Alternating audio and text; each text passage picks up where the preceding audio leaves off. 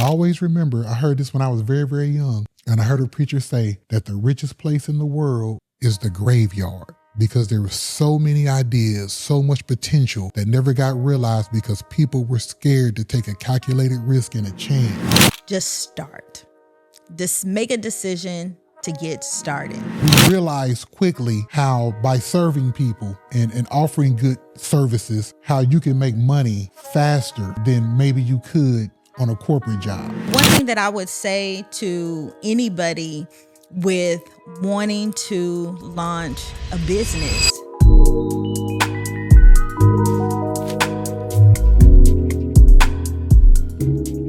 Welcome back. I'm Brian. And I'm Michelle. And this is Expertise Unleashed. And today we're going to share just a little bit of our story and the reason why we're passionate, about people starting their own businesses. So Michelle, we actually met in fourth grade in the Kansas City, Missouri school district.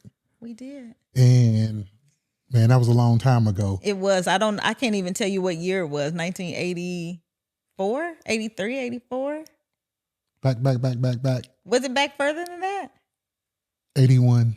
Was it 81? It was 81. 81, 82, yes. Jeez. That okay, long. so that is further back than I thought. Okay, so we've dated ourselves now already. But yeah, we did. So fourth grade, Brian used to harass me in school, and I will just tell you that it was all right. It was okay, but we were friends. We were friends. It was fun. We had the best teacher. As a matter of fact, Mr. Wilson, to this day for elementary school, he is still my absolute favorite teacher. Remember Doug Wilson? Unequivocally, he probably still the best elementary teacher we had. Yeah. And he was one of those people that taught us how to think outside of the box. He was very different with his approach to learning. We were in the gifted and talented classes back then. So, Brian thought he was a brainiac. Brian thought he was everything back then. Like, I kind of still think, yeah. What do you mean, did I? Oh. Yeah, you did. Yeah, as a matter of fact, Brian was like the kickball champion in fourth grade. As a matter of fact, when we played, Brian would kick the ball up on the roof of the school. Then Mr. Wilson would have to go up there and get the ball off the roof, and then that would mess up some of the recess time. Hold on. Number one, I used to hit the ball on the roof. Oh, was that the hitting softball? The ball? Oh, okay, hit the ball on. Okay, that was softball. Now, I was pretty good in kickball too, if I don't say so myself. I kicked the ball a long way, but I used to hit the ball on the roof, and he would be up on the roof and he would be trying to throw the ball at me because he would have to go all the way up and get it. But that's neither here nor there. He did neither that though. Here nor there, but.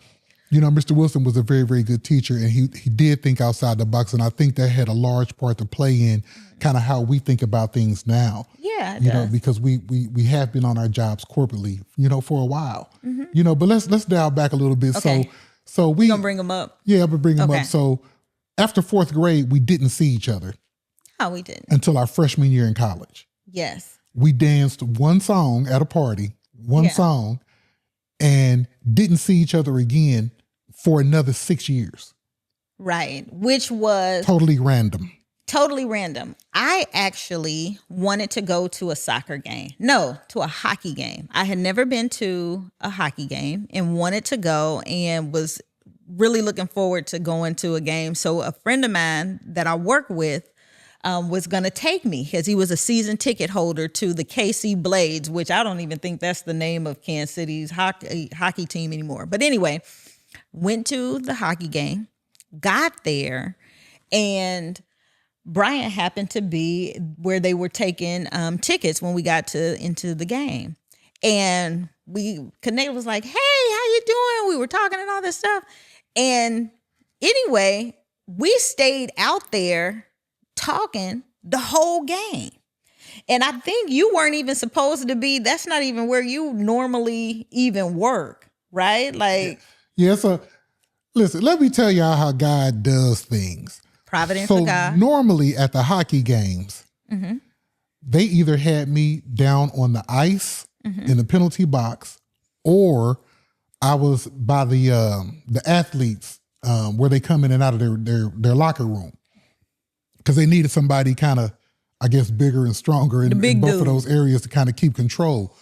This one particular night, they say, hey, we need you to go upstairs and we need you to go guard the money room. And that's where I was, because they were taking tickets a little way down the concourse. And remember when Michelle comes in and I said, hey, Michelle, just blurted it out because I hadn't seen you in years. Random. And I think she went back into the hockey game. You went back in the hockey game with like 3 minutes left in the third period. And the whole other time we were out there talking. So God does things in such an amazing way and sets people up to do things. He does. So that's kind of, then we started dating, and the rest is history. And so now we find ourselves here. But yeah, one of the things that I liked about you was you were very organized. I remember you had all these notebooks and things set up, and I went to pick you up on the first date, and I was like, man, I said, I ain't never messed with no girl like this. She got everything together. I wasn't and all ordinary this. girl. What You were not ordinary. Right. But I was like, okay, this. She got something going on. So I was like, let's see where this goes. So I was kind of in, from the beginning, other than the physical attraction and all that stuff, and not having seen you for a while. But I think that the way that we work, we really do have a heart to help people. So let's fast forward a little bit. So go ahead. No, I was just gonna say, at that time, back then I was resume writing for people. Like people needed resumes and stuff like that. So I had a little desk in my house, and I had my little office set up. And so if people needed to help with their resumes or finding jobs and things like that, that was the thing that I liked helping people do, in addition to working my corporate job. Like I've always had a corporate job and then something else that I was doing on the side. So I've always kind of did that. Always had something else. And you was working retail on Sundays. Oh yeah. You was working retail on Sundays. Yeah, I did that too. We had multiple jobs because. Yeah, I think I may have Jamaican in my blood potentially. I mean, I listen. I was broke. I needed 2 jobs. I was broke. You was just doing it just to stack. Yeah. I guess. Right? Yeah. I was.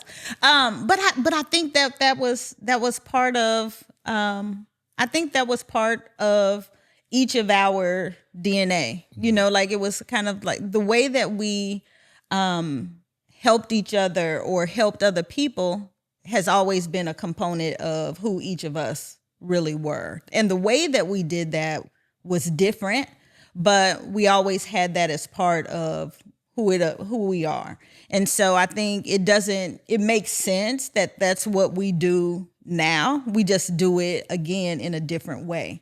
And so that's one of the encouragements. So like if you ever are talking to us or you see us, if you met us on the street, the thing that you would probably get from us is there's not a person that I have ever met that in the course of me talking with them about whatever it is that they do, I can always tell what it is that they have to offer to somebody else in addition to the one thing that it is that they're doing.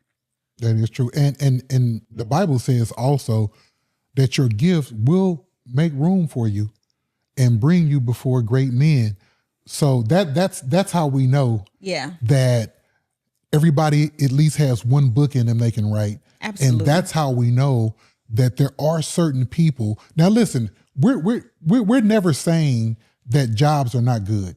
Because I know plenty of people that love their job and they probably won't even retire. They're going to do them until they fall into their casket, literally, because they love their jobs and they love what they do and they would do it for free.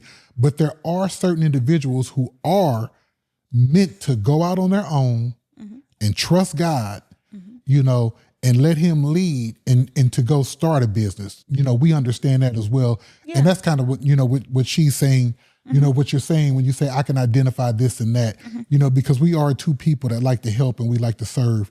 Yeah. And so this is just the latest iteration of that, you know, what we're doing now. Yeah. We're talent scouts. And we like to help people. Yeah. And we like to serve, and we really want to see everybody win with whatever talent it is that they have. Absolutely.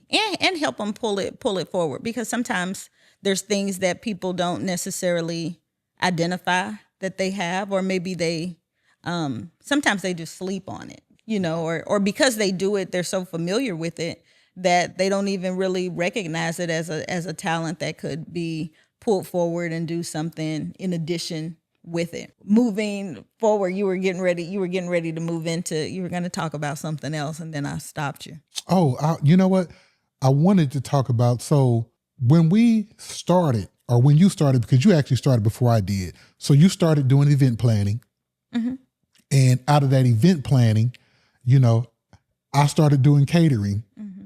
And then we started doing events together, because we were like, hey, you know, you were having events and people at weddings and all these things. And so that's really like our big jump off point into business. And we realized quickly how by serving people, you know, and offering good services, how you can make money faster, you know, than maybe you could on a corporate job. You know, and so I think that's when the real seeds were sown, you know. And so, like I said, not saying that the corporate jobs are bad or anything like that, but, you know, if God gives you an idea and he gives you the talent to move out on it, you know, he will also make sure that you're taken care of, because he knows what we need. Right. He knows what we need. He's the provision for it. Yeah, it was, you know what, that was fun. As a matter of fact, I remember that year because shout out to Steve and Ebony Jackson. Yes. EAJ Events. EAJ Events. And because we started with them, but I remember Ebony and I were launching our first Diva Events was the name of the company at the time, and we were at the Fennell's house, working with them on their wedding. And Fantasia, this is how long ago it was. Fantasia was one of the contestants in American Idol. And remember, she ended up winning that particular year, but that's how I know when we got started. That's how long ago it was. And they needed a caterer for their event.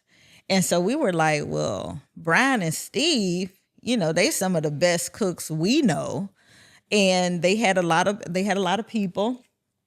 I think they had like 150 guests at this particular, and we was like, we got to see if Brian and Steve could do this for them for their event. And we knew, you know, remember that was Miss B's sister and her husband that were getting married. And so we left from that meeting and talked to you and Steve about it. And so, you know, me and Ed had Diva Events, and I can't even remember, what was the name of y'all's, what y'all call yourself? Millennium Event Catering. Yeah. That was it way back then. That was a very special time, because, you know, you're talking about, you know, just jumping out there and having all kind of apprehension. Now, he could cook and I can cook. He probably cooked better than me. Yeah. To be honest with you, but he probably cooked better than me. But, you know, shout out to my man, Big Jax. Big Jax. But we just did it. You know, he could cook, I could cook. We put the things together, and I just remember vividly that day just being so nervous about the feedback we were going to get, and everything went off really, really well. It was really good.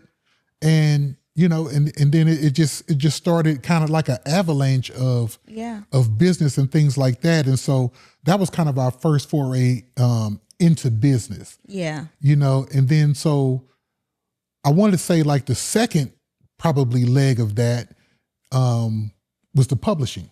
Yeah. The publishing company. Then I got to say that in between that, we did have rental property and things like that in between that and stuff like that. But the second major thing was the publishing. Yeah. And you deciding out of really a less than favorable experience, hey, I see a need. I see a way we can do this, you know, this publishing thing. and be able to help a lot of people. And so that's kind of the track we've been on, ever since then. So 15 years later, that started, 2010? Yep. I remember the first event, your first book, Have You Ever Seen a Cow, with tennis shoes on? And now, 400 authors later, 400 titles later, God has been good to us in this business. We're still here and evolving and growing, into, whatever God would have us to do. So, you know what? It's been a lot of fun. It's been a load of fun. So, the one thing that I would say to anybody with wanting to launch a business, you might be scared. You might not have all of the answers. Just start. Just make a decision to get started. And I think that was the thing. If nothing else, if you got nothing out of this episode, just know that you can do it. And what happens is once you start, you'll find that you'll gain some momentum. People will be excited about what it is that you have to offer. And they will, usually one opportunity leads to the next, because that's what happened with the catering, with the publishing, with everything. It usually is once people see it and see what you can do, somebody else will come and say, hey, can you do that for me? And that's what it's been here these 20 years that we've been doing something. And there's been a level of success with anything that we've done. There's been a level of success with it. And I would tell you that there will be a level of success that you have with whatever it is that you do as well. So this has been a fun episode, Brian. I'm glad we did this. Just kind of, it's 2025. Yeah. We wanted to give people, a little power jolt, just kind of let them know a little bit about our background. And, and I will piggyback on what you said. Michelle is totally correct. Listen, write it down, pray about it, see what God wants you to do, get some feedback, run it by some people you trust. You never know, but I always remember, I heard this when I was very, very young, and I heard a preacher say that the richest place in the world is the graveyard, because there were so many ideas, so much potential that never got realized because people were scared to take a calculated risk and a chance, especially, when God gave you that drive and that desire to do that and feel a need and solve a problem in that area. So I would just tell people, don't let that be you in 2025. Don't go quit your job tomorrow. We're not saying that, but just step out there. Just step out, and watch God work. Yeah.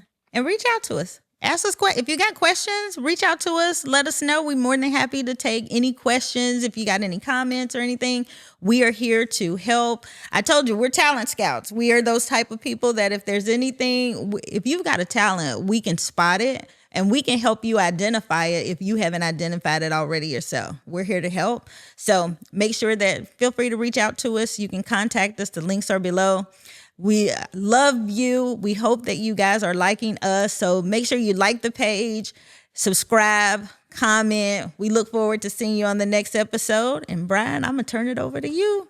As I always say, some people are meant to create small businesses. Some people are meant to create a large business. And some people are meant to create empires. Which one are you?